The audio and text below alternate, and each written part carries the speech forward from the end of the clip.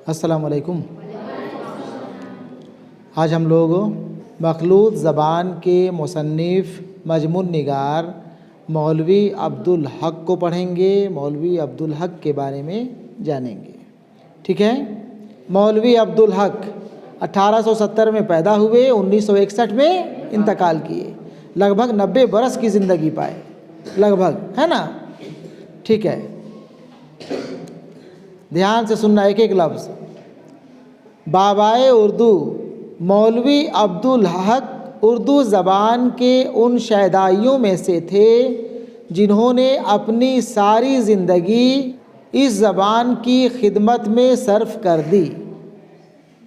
ठीक है ना। बाबाए उर्दू, सवाल पूछता है बाबाए उर्दू के नाम से किन्हें जाना जाता है? मौलवी अब्दुल हक। वो कस्बा हापुड़ में पैदा हुए।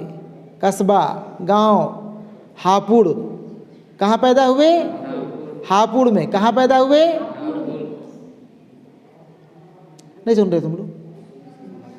कहाँ बोलती है? हाँ, पूछ रहे हैं, वहाँ बोलोगे ना जी। मौलवी अब्दुल हक कहाँ पैदा हुए?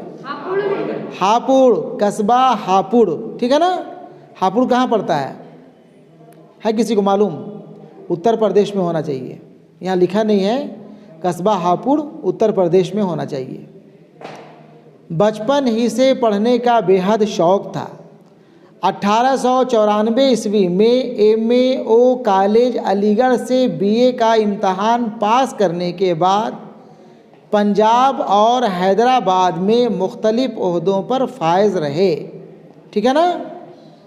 1894 ईस्वी में MAO college Aligarh, Mohammedan Anglo oriental college Aligarh से BA का इम्तहान पास किए और BA करने के बाद पंजाब और हैदराबाद में मुख्तलिफ ओहदों पर फायज रहे। अलग अलग कई नौकरियां करते रहे। उस्मानिया कॉलेज औरंगाबाद में बतौर प्रिंसिपल काम किया।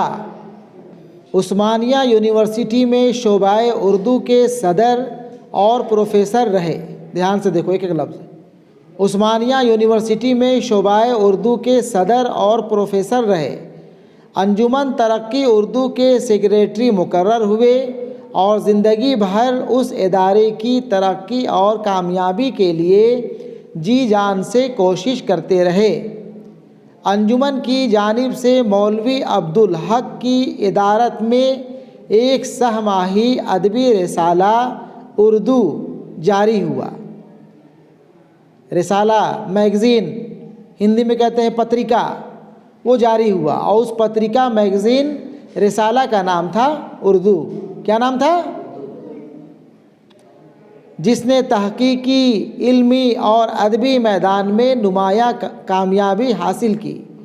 हैदराबाद यूनिवर्सिटी ने LLD और अलीगढ़ यूनिवर्सिटी ने D.Litt की एजाज़ी डिग्रियां देकर मौलवी अब्दुल हक की मजमूई खिदमात का एतराफ़ किया। आज़ादी के बाद वो पाकिस्तान चले गए और कराची में उनका इंतकाल हुआ। ठीक है ना।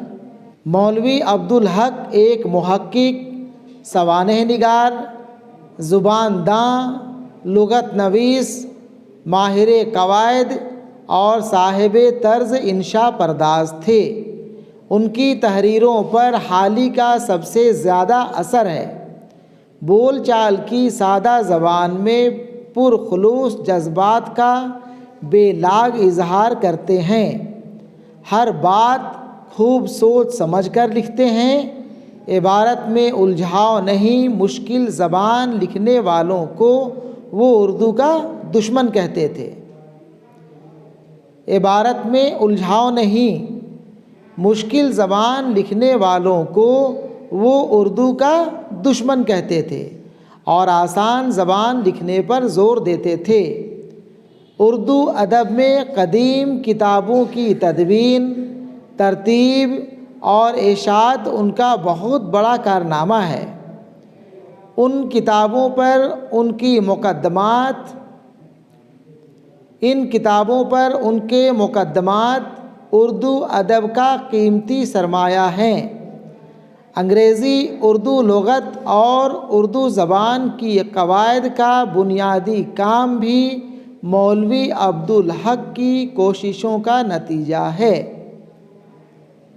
कितना समझो तुम लोग जानो, समझो तो ठीक, नहीं समझो तब वो ठीक।